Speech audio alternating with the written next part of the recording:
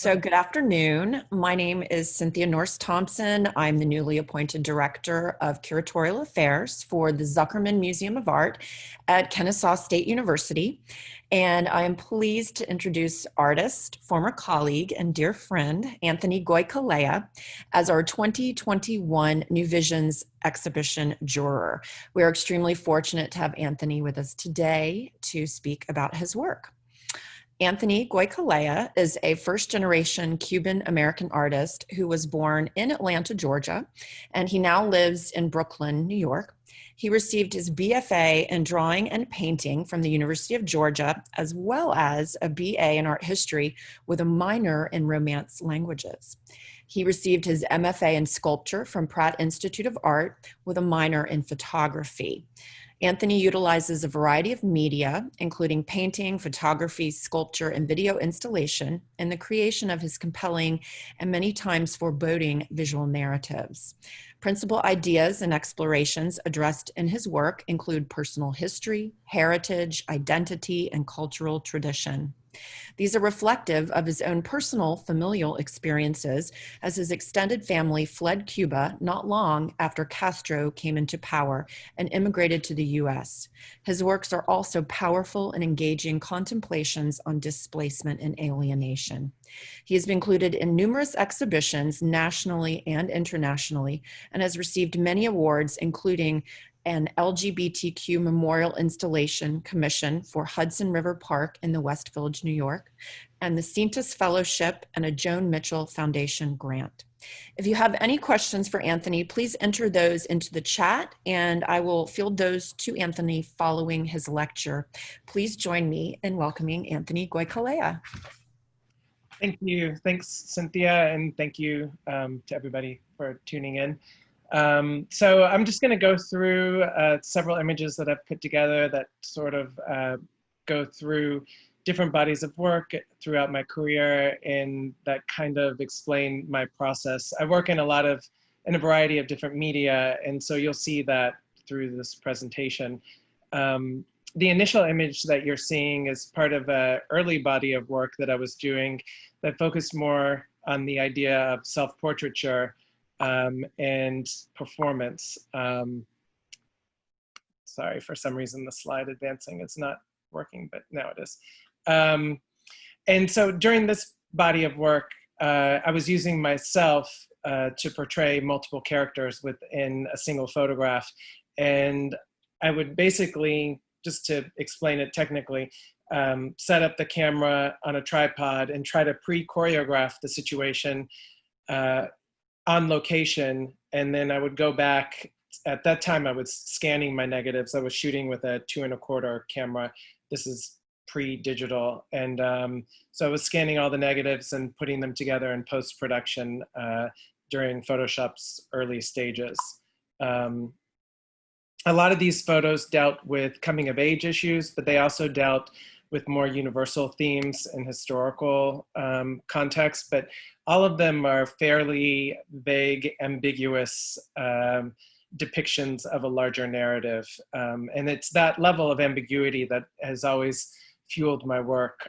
You can see it, for instance, in this image. It's called Blizzard, and it's, again, a snapshot from the middle of a larger narrative, and it's not clear if the figures on the fence are escaping from something or breaking into something, if the figures on the left are in some sort of protective embrace, or if he's in some sort of headlock.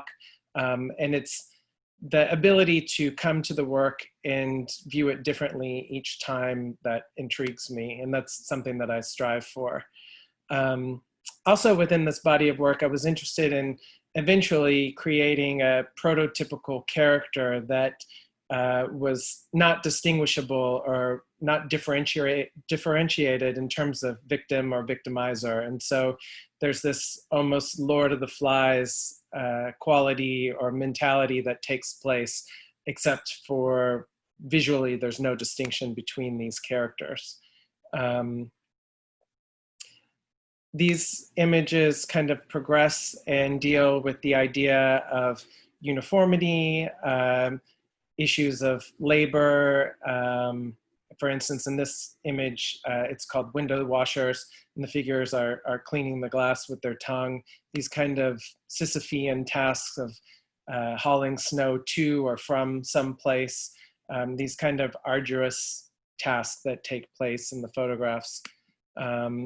This is probably one of the last images that I appeared in. This body of work, although there are many more images than what I've shown you here, basically spanned about 3 to 4 years. And this is one of the last images in which I appeared, or maybe the actual last image is called Grave Diggers. And at this point, I realized that I was more interested in intervening into the landscape and environments and in creating a scene and a narrative through that scene, and less interested in photographing myself as a character within it. So I began to utilize that and create a series of landscape photographs that told a narrative almost in the past tense. I realized that after I had finished production, everything around me was kind of destroyed and almost looked to me more interesting than the performative aspect that had just taken place. And so I set up these scenarios in which you're seeing the leftover evidence of human intervention in some story that's being unveiled in the past tense. For instance, this image is called Molting, and if you look to the right of the image, there are some deer behind the tree, and they're shedding the felt off of their antlers in a similar way. They're kind of molting that excess skin, and it's hanging off the antlers in a way that mimics the toilet paper on the trees. This is Snowscape with owls. And again, all of these are constructed digitally. I would go around, at the time I was doing a residency in New Zealand, and so I would photograph elements of a landscape that intrigued me and created somewhat of a digital library, and then took them back to my studio later and reworked them in post-production. And in that sense, they became a little bit more painterly because I wasn't relying on having the tripod in one stagnant position. And so, for instance, in this image, you can see that although it looks conceivable, there's no sense of grounding. It kind of looks as if the camera angle is being hovered from above, but it's also at ground level. And when you're faced with the actual photograph, which is quite large, you see that there's these kind of diverging two-point perspectives that happen every time you move the camera. And so there are areas where the image is slightly more in focus, or your eye is sort of guided around the image very subtly. But that's a result of having moved the camera multiple times and then seaming it back together. So it creates this kind of queasy, uneasy feeling of not being grounded. After working in this kind of landscape narrative vein, I was interested in reintroducing figures into the photos, but again, was still not interested in the idea of portraiture, particularly self-portraiture, but also was kind of talking about the identity in the form of like a mass group. And so I was interested in how people work together as a unit. And so in these images, many of the figures are reduced in size. They're kind of secondary characters to the landscape itself, but they're also either in uniform dress in a way that makes them indistinguishable from their counterparts, or they're hooded or masked or turned away from the camera. So you can see that, for instance, here, this is still life with tea. And the figures are wearing these balaclavas that I had knitted, and you can see the reflections inside the silver tea service of the figures. In this image, they're all wearing a kind of uniform red hooded outfit that also has implications or references to fables and fairy tales and iconic movies like Rebel Without a Cause. Here in this image, the figures' faces are sort of painted in a camouflage, and they're hidden in this outdoors makeshift Baroque environment with strong references to art historical still life painting. And again, that level of ambiguity is present even in these works. For instance, the figures silhouetted in this tent, it's not clear if they are fighting or making out, or their gestures are ambiguous in that way. And then with this series of works, the body of work is actually called Sheltered, and you'll notice that in many, I'll sort of back up, in many of them, they have these kind of makeshift lean-tos and shacks and tents. Here there are these tree houses, but they're all composited from a variety of different landscapes. So they're put together much the same way that I paint and draw. And so they're kind of created from nothing. I then began working on a short film called The Septemberist, and these are photographs that actually accompany the film. They also are digitally altered to create these kind of eerie experiences. But the film traces the idea of ritual and history. And so within it, the figures are operating in this wordless way. They live on a compound or a farm, and they're accompanied by musical instruments, much like Prokofiev's Peter and the Wolf. And they have these silent tasks that they go about in preparation for these rituals. And so in the end of the film, there's hybridization of baptism, funeral, wedding. And so this is kind of an image that depicts one of those three scenes. But within the film, as I mentioned, they're going about these chores. They're picking cotton, they're shearing sheep, and they're spinning it into the material that makes the clothes for these rituals. And it's sort of about the idea of the ritual of preparing for ritual. So sort of taking it back multiple steps. Here you see these two figures, they're dissecting these octopus that they had harvested from a pond at nighttime, and they're taking out their ink sacs and using the ink sacs to dye their clothes for the funerary procession that takes place. This is a photo from the scene where they're dyeing the clothes and hanging them out to dry on this island in the middle of a rocky lake. Again, as I mentioned, they're accompanied by these musical instruments. It's a wordless endeavor, and they kind of operate almost like worker bees or some sort of monastic tribe. So basically, after working on this body of work, which I guess sort of embodied everything that I was interested up until this point, this idea of like really lush, colorful, wooded environments, these kind of figures that are adolescent, they're not quite children, they're not adults, they're in this kind of in-between transitional period. The idea of dissecting ritual and tradition, that was all embodied in this film and in this set of photographs, and also a set of accompanying drawings and paintings. And by the end of it, I kind of felt as if I had exhausted that material, at least for myself. And so I often have these reactionary gestures against my own work. And I began working on a body of photographs that it's predominantly black and white, and they're devoid of figures. And the few figures that are in the photographs, they're elderly, they're no longer, you know, adolescent figures. And I kind of, in my mind, it felt more like a 180 than it probably is, but I was kind of interested in exploring different territory and challenging myself a bit. So these images are concerned more with urban environments. They also have a strong environmental slant to them. And they're composited, again, from several different locations. So for instance, the cliffs in this image are from New Zealand. The wires are from trolley cars in Berlin.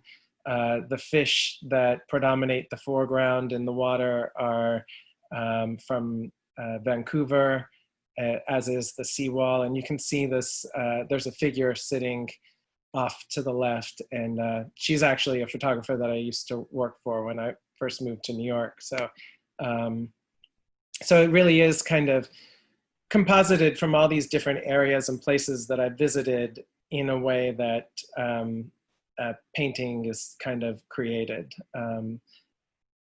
So let me, this is deconstruction, and I have a close-up. You can see that within this burnt out building, there are hammocks with people sleeping inside of them. They're all elderly people. So it sort of has this kind of foreboding element to it, almost apocalyptic in a way, with the level of destruction. This is Burnt House. And it's funny, when I was putting this presentation together, I kind of realized how many of these images at the time when I made them, they felt very otherworldly and fantastical. And now I feel like after several summers in a row of seeing these wildfires rage through California and Oregon and Colorado, like they now seem like the kind of thing that you see in the news on a daily basis. In fact, I think a couple of weeks ago, there were like 200 and some odd whales that had washed up nearby.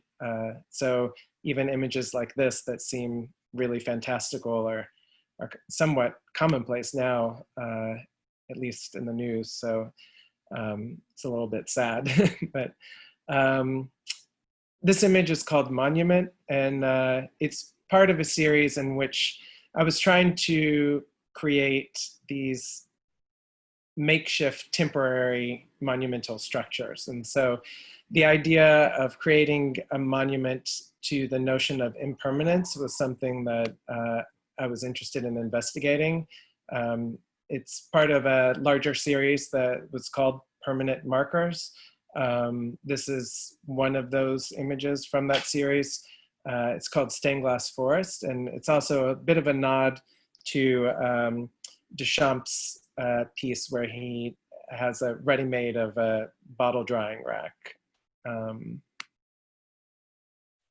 This is Ruins in the Forest, and you can sort of just barely discern the hands of a figure on the left-hand side behind the tree, building this makeshift living arrangement inside of a burnt-out house in the forest.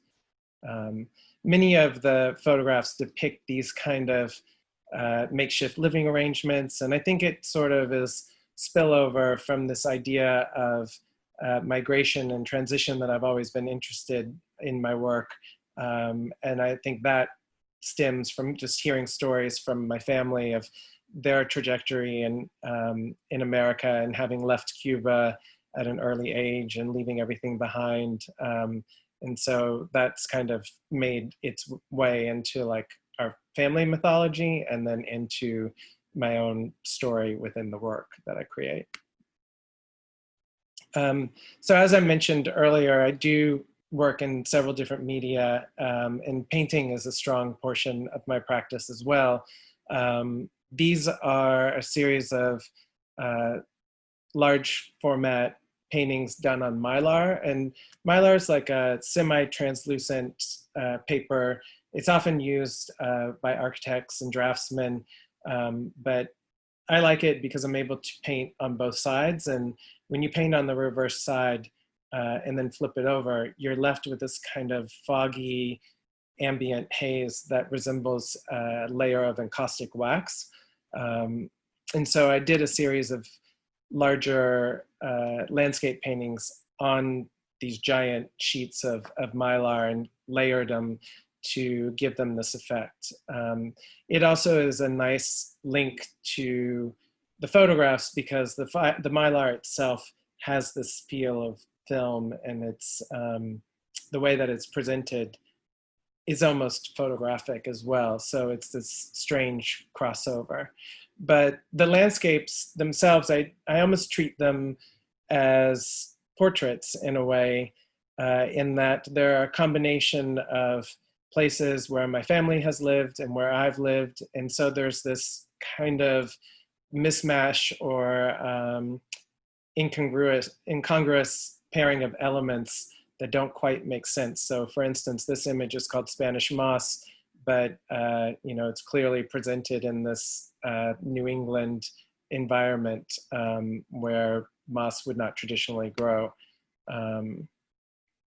And in many of the landscapes, there are these self-referential elements as well. So this is called moonlight drawing in the snow, and it's this idea that these tire tracks have created this abstracted drawing in the snow, but it's actually, in that sense, a painting of a drawing created in this physical space. You can sort of get an idea of what I was mentioning about like the mylar and that foggy transparency in this piece. This is Kudzu Serenade, and you can see the trees in the background have this sort of flattened, foggy presence to them, and that's because they're drawn or painted on the rear side of the mylar, and then the telephone pole and the brown leaves are done. It's a mixture of having been rendered on the front and the back. So it does create this kind of hazy atmospheric look to the overall image.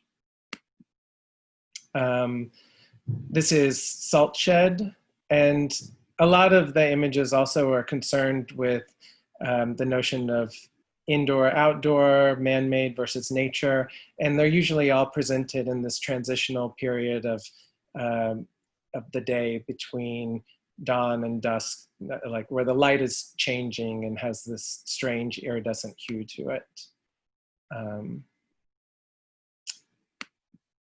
And those landscapes also transitioned into larger, either three-dimensional works or installations. So for instance, this piece is again another almost self-referential landscape piece. It's painted directly on a portable movie screen, and it's a landscape painting of a makeshift video screen in the forest, draped with this kind of fabric. And then at the bottom of the painting, I painted subtitles, and the subtitles are the last two lines of The Misfits, which is a 1961 film. It's the last full-length feature film with Clark Gable and Marilyn Monroe. Screenplay was written by Arthur Miller, and the landscape is the central character in that film.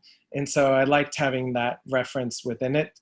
And so the idea that it's a landscape painting presented as a sculpture on a video screen kind of melds the different facets or media that I work with. And I like that self-referential aspect, that it's a portrait of a video still presented as a sculpture. It's a little convoluted, but somehow in my mind it makes sense. So again, this is another 2D, 3D installation. These are paintings of trees that are being held up by scaffolding, and those paintings are inserted into these larger stones. And you can see on the backside, the paintings are presented almost as if they're set pieces, and you can see the scaffolding of that set from behind. So there is this idea of artifice in terms of creating this almost like Japanese rock garden, but then you come around the back and you can see the sort of structural supports behind it. And the same is true here for this piece, which is called Chorus. The portraits that I painted are presented on this photographic backdrop or Skype, and it's traditionally used to create a seamless environment for portraiture. But here I've used it for this installation in which I've created these portraits of almost their choral members, and you see them presented on music stands that are roughly human height, and they're staggered as if they were an actual chorus. And the portraits themselves are not so much concerned with people's identity and their faces and their facial features as they are with their gestures and poses. And so they're all kind of hidden behind these poses and gestures of mourning. And then within the scaffolding of the Skype or the seamless backdrop that you see, there's a sound element, and it's Mozart's Mass Requiem, and it's slowed down one time for each of the choral members. So it actually emanates this slower, almost Gregorian chant from the piece that sounds a little bit like humpback whales or something like that. It may sound like it would be irritating, but it's actually really soothing. And then this is another installation that I did that incorporates glass casting and drawing. So this is, it's called Seawall, and it's a series of portraits of relatives of mine from Cuba, whose photographs I'd always grown up with, but I hadn't necessarily met them all. And so I rendered their portraits on Mylar and then inserted them into these hand-blown bottles. So they're kind of hermetically sealed in these bottles because it's all one unit. And then it's resting on these cinder blocks that are cast from crystal leaded glass. So you can sort of see the close-up here of the bottle, how it's like all one unit. And this idea that the portraits are inside these bottles, almost like a message in a bottle, and the sort of futility of or longing for communication and outreach. This is the negative component of that, using the floor plan of my family's home in Havana. I rendered the same composition using just portraits of my grandmother and my mother drawn in the negative, and then that bisects the floor plan of their house. Again, the floor plan of their house was used to create a scale model of their home, which housed a video projector and then presented a video of me at night shot in infrared vision, jettisoning these cinder blocks from a boat, and the level of the boat kind of increases as the cinder blocks are thrown over. The cinder blocks kind of became a language structure within my work at this time, just because in visiting Cuba, so many of the homes and buildings have these exposed foundations due to weathering and hurricanes. And so you see the exposed blocks. And I was sort of fascinated by this idea of these blocks being units of sculpture and began using them in my work. And so in this video, it's almost like this desire to have carried our family home back with us in this boat. But as they're jettisoned, it's sort of, you hear a soundtrack, the splash sounds almost like the plunge of bombs and has air raid sirens behind it that reference the Bay of Pigs and the turmoil between the United States and Cuba during the early 60s. Again, at this point in my work, I was dealing a lot with my family, their migration from Cuba, the idea of mortality and lineage, and how culture can dissipate so quickly that within one generation, so much could be lost or remain. So these are a diptych set of portraits of my maternal and paternal grandmother, and they're laid out on layers of mylar in individual frames that resemble archeological display cases of remains, or the idea of reliquaries. So they're in these glass cases. This one is my maternal grandmother, and this is my paternal grandmother. And they sort of reference generations to come, because in the pelvic area is a sonogram. You can see the reference of my mother and father and the idea of future generations.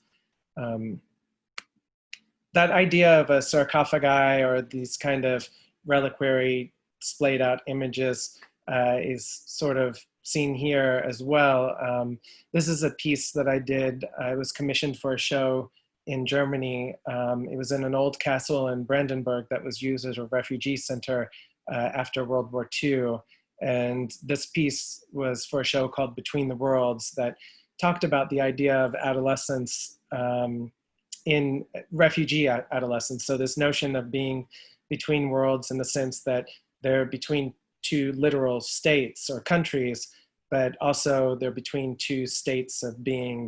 They're not children and they're not adults. And so for this exhibition, I created these paintings that are rear mounted on slabs of acrylic resin that then allow them to hover between these sets of sandbags or pillows that are cast in plaster. So they look very soft and the paintings look like glass and they look fragile, but they're actually quite heavy and sturdy. And the paintings are of these figures enveloped in sheets and drapery. And so they resemble sleeping bags or statuary, but they also have this idea of like body bags and reliquaries. So they kind of work on multiple levels.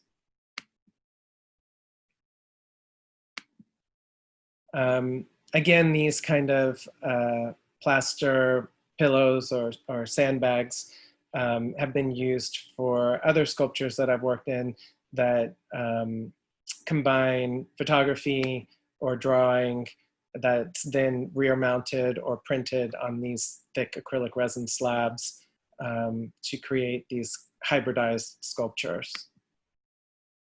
Here you see them used in a similar way to the tree paintings that I showed you earlier. They're portraits that are inserted inside these granite stones, and the portraits are actually taken from mugshots that I culled from archives between the 1930s and late 60s. And they're mugshots of people who were arrested for sexual deviancy. So basically they were arrested for being gay or lesbian. And I reworked their photographs, made them almost like a infrared night vision color. They're very grainy. And then they're rear mounted onto this thick acrylic resin slab and inserted into these granite stones in a way that obscures their portrait. And so really the only way that you can see them is by looking at the refracted reflections on the sides of the image. And the stones themselves kind of reference the idea of like granite that's used in traditional headstones and burial markers. And so that work has obvious links and implications with this larger piece that I did. This is the memorial, it's the LGBTQ memorial that's in the Hudson River Park in the West Village in New York City.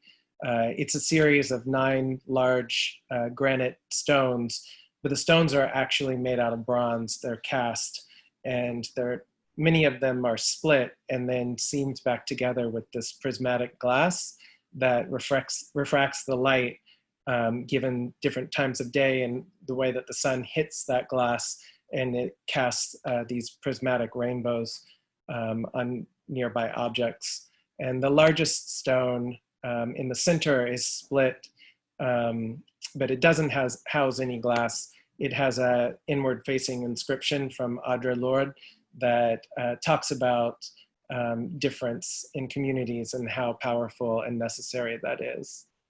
And then at night, those slivers of glass are illuminated, and so they still kind of cast these prismatic reflections that allude to the LGBT flag. So just wanted to kind of, this is more recent work, and I guess this piece in particular was done before the pandemic, but many of the works kind of reflect anxiety and tension that somehow ended up being prescient with our current state. And this idea of like washing our hands and wearing gloves and all of that. These were all done last summer, but somehow take on new relevance now. But there is this idea of a lot of these hand gestures and the laying of hands and this idea of suppression, but also religious connotations. And there are a lot of animals within this body of work. So I'll just take you through some of these and up to more current work. This is a larger piece. Started painting or using oils instead of acrylics, and this is one of the last pieces that I've done on Mylar. This is called Caravan. So there's a little bit of like a joyful aspect to it in the sense that they're all on, you know, horseback and have these instruments and stuff, but also this idea again of migration and transition and the notion of a caravan and the way that that's been used in political rhetoric over the past 4 years. This is Balseros, which in Spanish means boat people. And then these are a series of almost like character studies. I began working on raw linen canvas, which is a bit stiffer and harder to be so detailed as I was with the Mylar. And it's allowing me to kind of loosen up a little bit because I've always had this sort of excess of ideas and I can't work at the pace of my ideas. And so I'm trying to find a way to work a little bit more quickly so that I can, I guess, maintain that energy and get through the bulk of ideas that I have going on. So I'll just take you through a couple of these. These are actually all done since March. So they're paintings on canvas. And again, almost like character studies in a way. A lot of them are these individual sort of portraits. This one is called Selfportrait, Perched for Success. So you can see there's quite a bit of, I guess, bird droppings on the back of this image. This is Multitasker. This is Waiting Room Haze.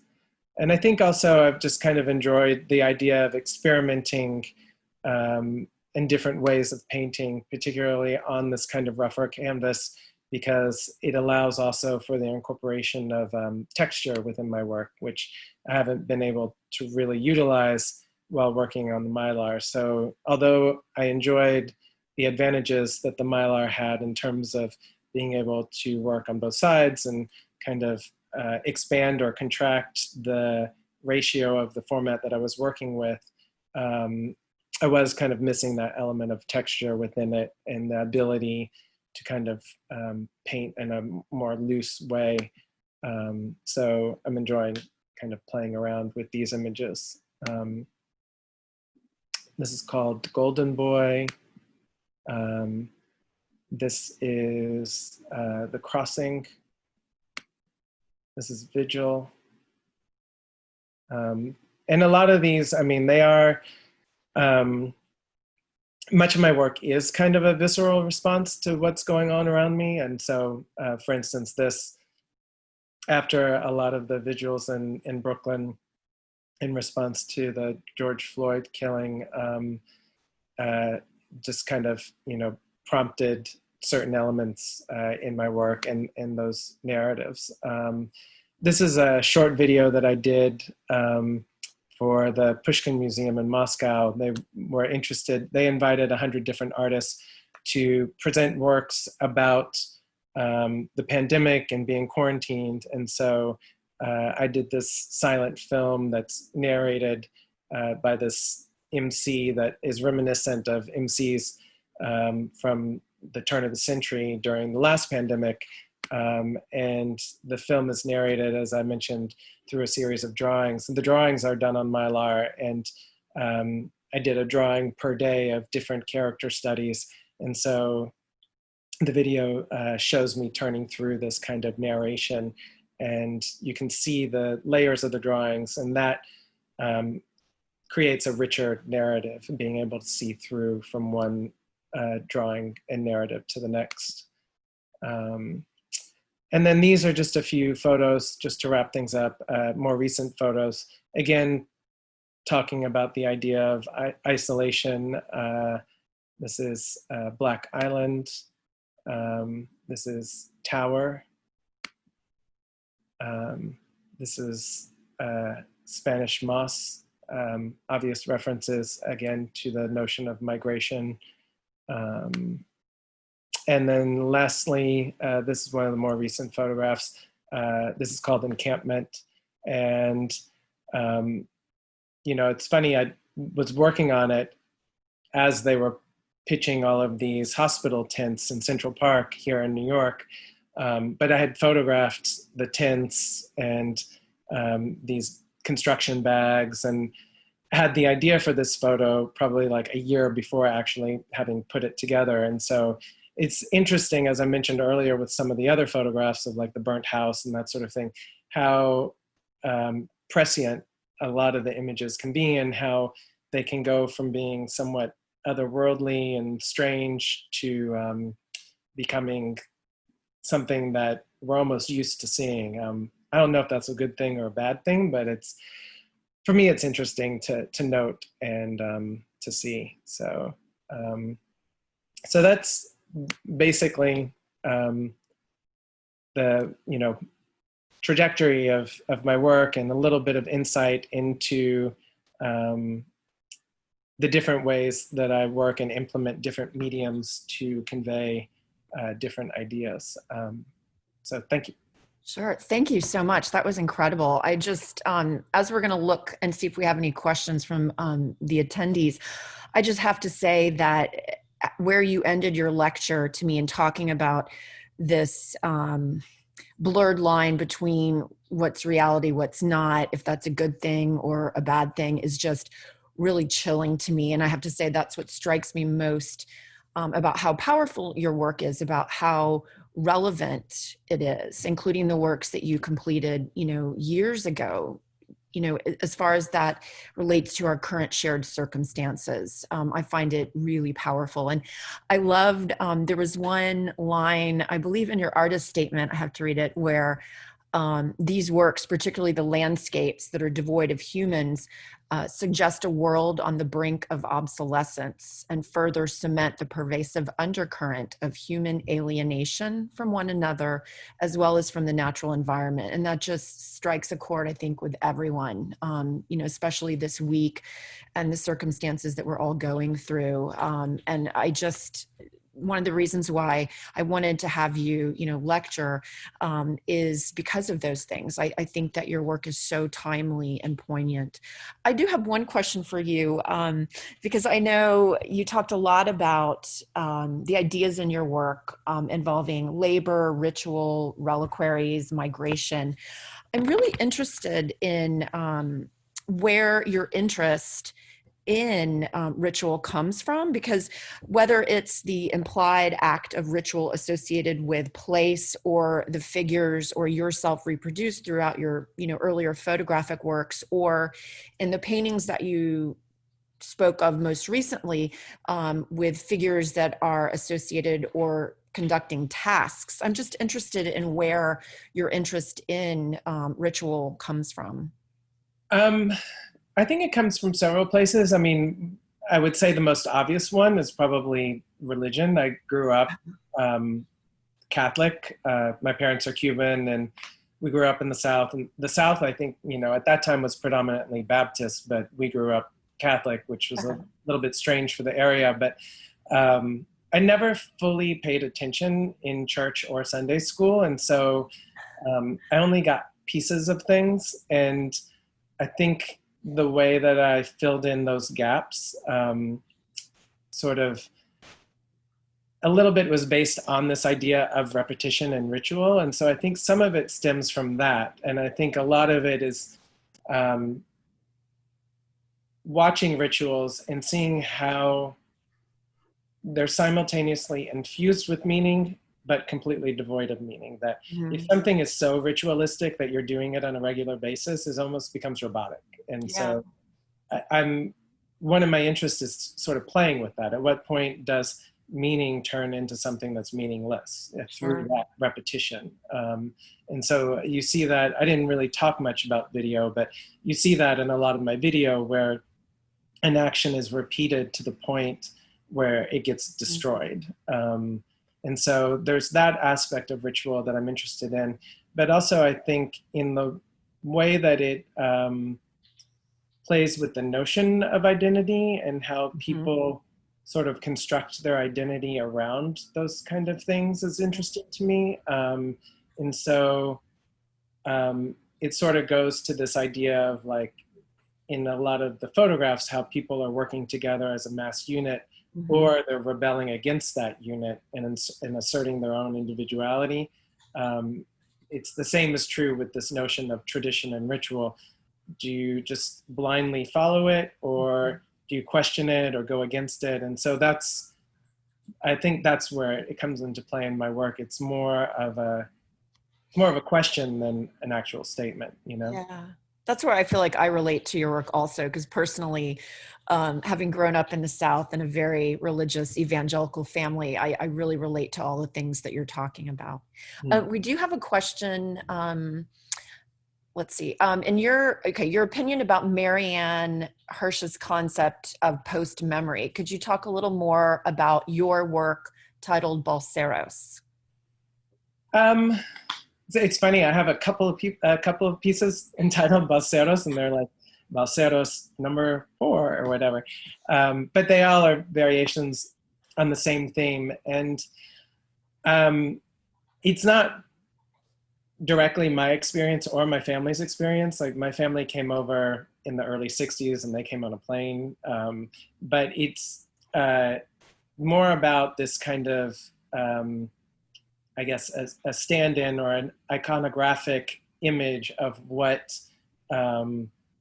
migration in a way looks like, or a sort of desperation to leave a place or go to a new place looks like, these kind of makeshift rafts and boats and that sort of thing. And so I'm interested in it more as iconography, in playing with it in those terms. So I guess I'm not super familiar with the term of post-memory, but there is something, I guess, similar that I've discussed before, particularly in that body of work and dealing with Cuba and my family lineage, which is this idea of nostalgia, but particularly a nostalgia for something that I've never experienced, that is not part of my growing up. It's handed down from other people. So, for instance, the first time that I went to Cuba was in 2007,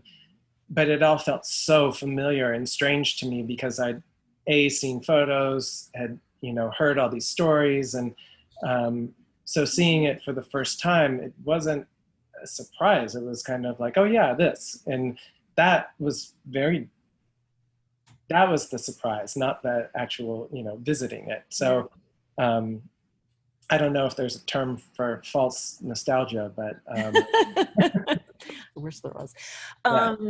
And I had worked with you. Anthony was faculty in my graduate program for a number of years. And so I've worked very closely with him. But I'm curious, especially in the time that we're all living in right now, do you have any advice to, say, young art students right now, whether it be regarding their practice, how to navigate that now in the world that we're all living in?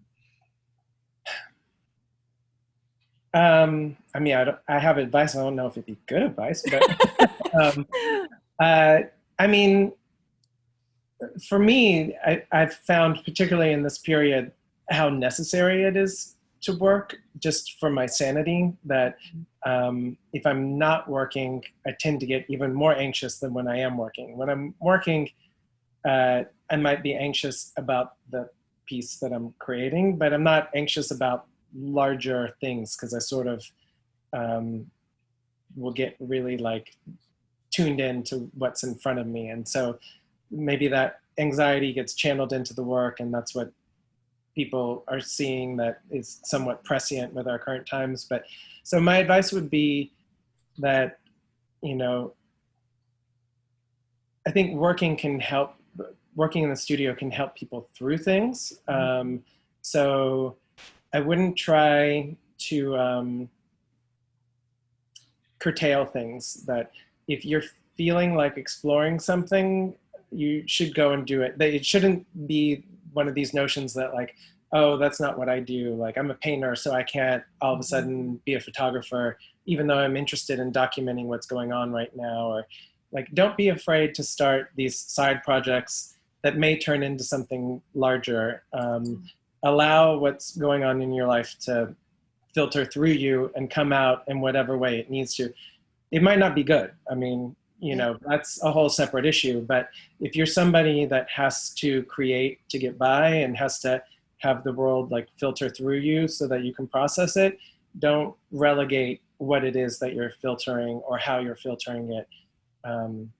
Try new things. And particularly now when so much of the world is, you know, under a lockdown and quarantine, nobody's really going to see anything. It's the perfect time to experiment and do whatever. And the only person that's going to see it is you. And if you hate it, you can destroy it. And it's like that happens. So. Exactly. Well, we thank you so much for your time. It was wonderful to hear you talk about your work. And I think I mentioned I'm looking forward to including Anthony's work in an exhibition here in the very near future at the Zuckerman Museum of Art. And thank you so much once again. Thank everyone who attended today, and have a wonderful weekend. Thank you, Anthony. Thank you. Thanks, everybody. Bye.